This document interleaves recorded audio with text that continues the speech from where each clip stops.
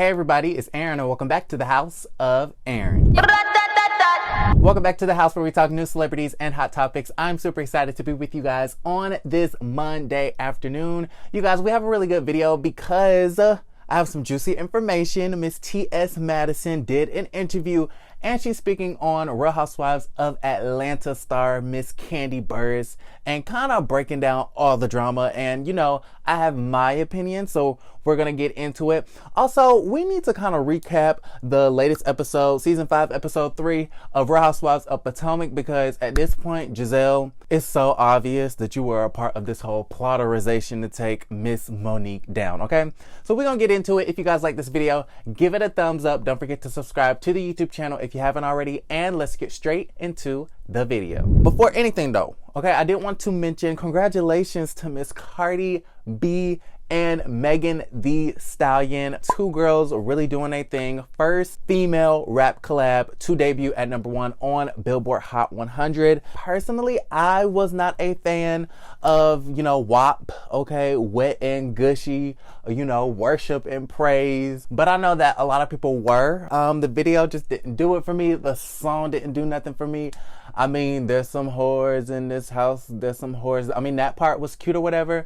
But other than that, it really didn't do nothing for me. But just the fact that they're female rappers, they're black women, and they out here doing their thing just makes me happy to see that they have debuted at #1. So congratulations to them. Okay, so let's move on to the meat and potatoes of the video. T.S. Madison, okay, she did an interview with the Jasmine brand. Shout out to everybody at thejasminebrand.com. And she spoke on a bunch of things. But the thing that caught my attention was that she was speaking on Miss Speak On It, aka Kandi Burruss. So I want to say about a month or two ago, T.S. Madison and Kandi Burruss just appeared, okay? They just so happened to appear on the same episode of Claudia Jordan's Cocktails and Conversation show on Fox Soul on YouTube, right?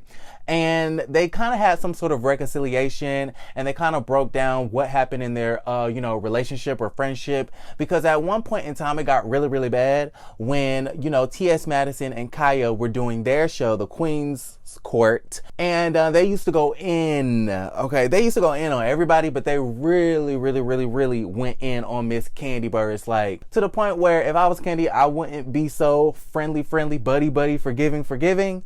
But, you know, she a better Christian than I am. So when T.S. Madison was asked about squashing her beef with Kandi Burruss, this is what she had to say. She said, "I had met Kandi on Candy Coated Nights, and she had a special on trans entrepreneurs in love and around trans issues," okay? I believe this episode of Candy Coated Nights was like 10 years ago, okay? So this was a long time ago. She said, "I liked Kandi back then.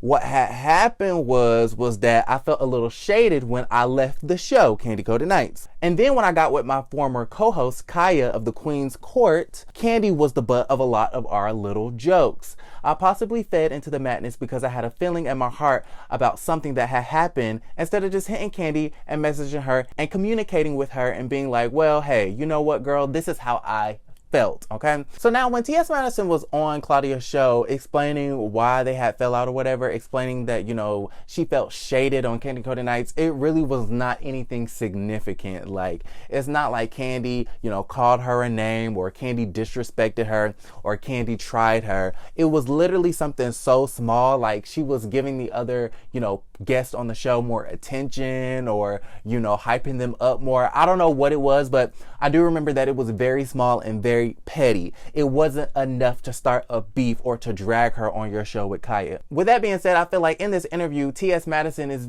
you know, downplaying the fact that they used to drag Kandi, okay? They used to drag Kandi through the mud, okay? Through the dirt, okay? On the pavement, all the way through the grass, across the line. Like, they drug her all the way from Timbuktu and back home to Atlanta. Like, they was not playing when it came to Kandi Burruss, Escape, and the rest of the girls on Real Housewives of Atlanta. Like, it just wasn't like that. So I don't really like the fact that T.S. Madison is really trying to downplay the fact that they called this girl all types of things, okay? Everything but a child of God. And it was quite, you know, it was a little bit much. I felt like Kaya and T.S. Madison were a really good duo. They had really good chemistry and they were extremely entertaining. But I could have told you, okay? Helen Keller, Ray Charles, and Stevie Wonder could have told your ass that that whole show wasn't going to work out because, one, they're way too salacious. And Kaya is not the type of person that you can sustain a long-lasting business relationship with, okay? Just look at the girl's career. I mean, I love the girl,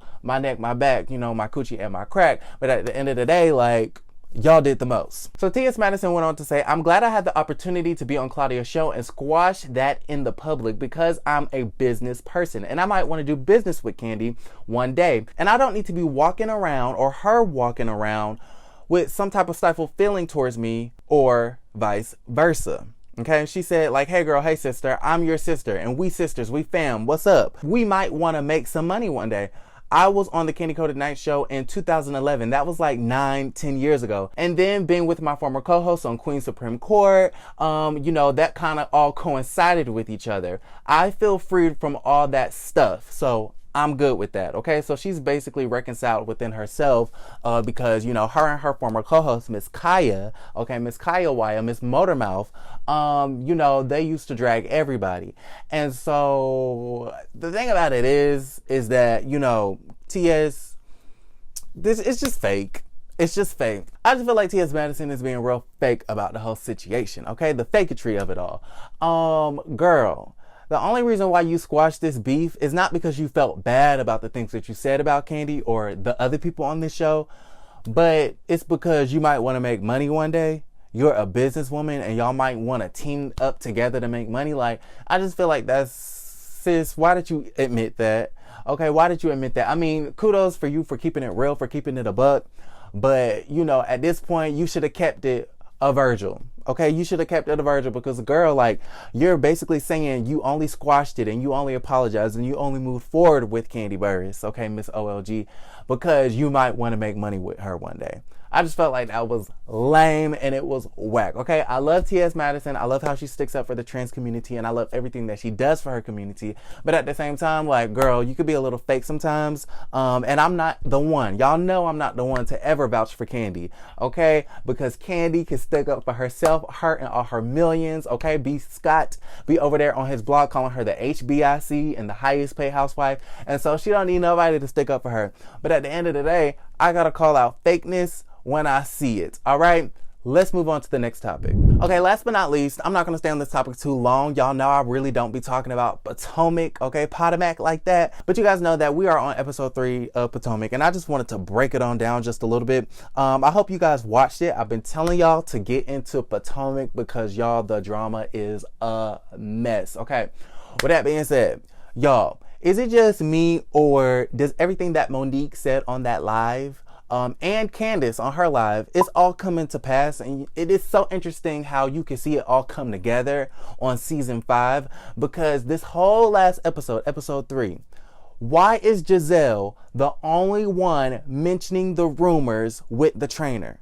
Why is she the only one mentioning those rumors? Like, it's like, girl, you look desperate at this point. You look desperate.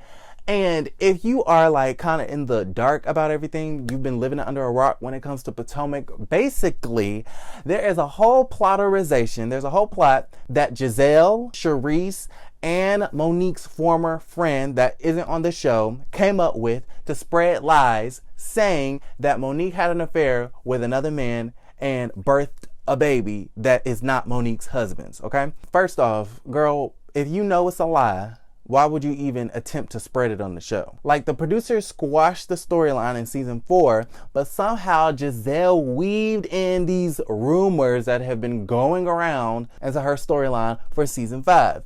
And I believe everything that Monique said on her live. The same live that Chris was talking about, if I was a woman, I would stump the shit out of all of y'all.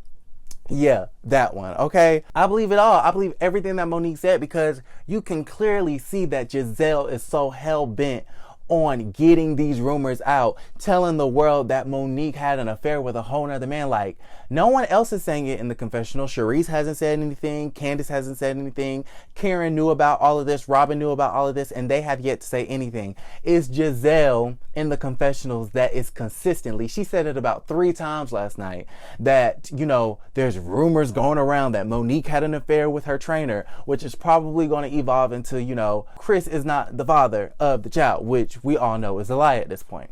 But I just feel like Gizelle is such a wicked person. And what annoys me about Monique is that she played into Gizelle's games this whole season. Like, Gizelle really played you, girl. She really played you. She pitted you against Candace and made y'all's little issues bigger than what it was. And then at the end of the day, gonna turn on Monique when you actually drag Candace. Like, it's a whole mess. So I definitely want to know what you guys think about Potomac so far. How do you feel about the whole plotterization of it all?